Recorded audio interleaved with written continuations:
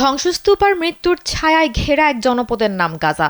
দখলদার ইসরায়েলের টানা গণহত্যা আর বর্বর হামলায় সেখানে শিশুদের শৈশব হারিয়ে গেছে, তাদের স্বপ্ন হয়েছে ধুলোমলিন। টিকে থাকার লড়াই করতে করতে গাজার শিশুরা আজও ভয়াবহ দুর্বিষহ বাস্তবতা থেকে বের হতে পারেনি।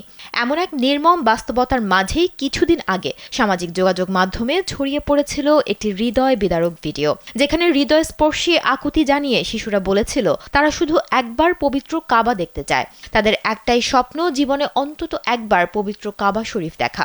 দেশের মানুষের দৃষ্টিশক্তিকে সুরক্ষিত রাখার প্রত্যয় নিয়ে এলো সেফ এলইডি লাইট।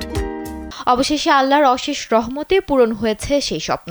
দীর্ঘ প্রতীক্ষার পর একদল ফিলিস্তিনি এতিম শিশু সৌদি আরবে পবিত্র ওমরা পালন করার সুযোগ পেয়েছে। তারা ছুঁয়ে দেখেছে পবিত্র কাবা শরীফ। এই মহৎ উদ্যোগের নেপথ্যে ছিলেন ব্রিটিশ পরোপকারী ব্যক্তিত্ব ফারাজ ইউসুফজাই এবং একদল স্বেচ্ছাসেবী।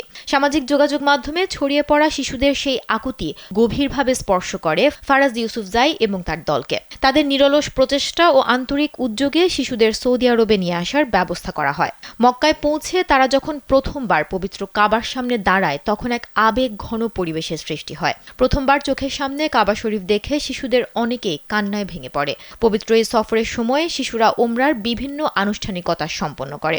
যুদ্ধের বিভীষিকা ভুলে কাবার আঙিনায় তাদের এই কান্না ও প্রার্থনা উপস্থিত অন্য হাজিদেরও আবেগপ্রবণ করে তোলে।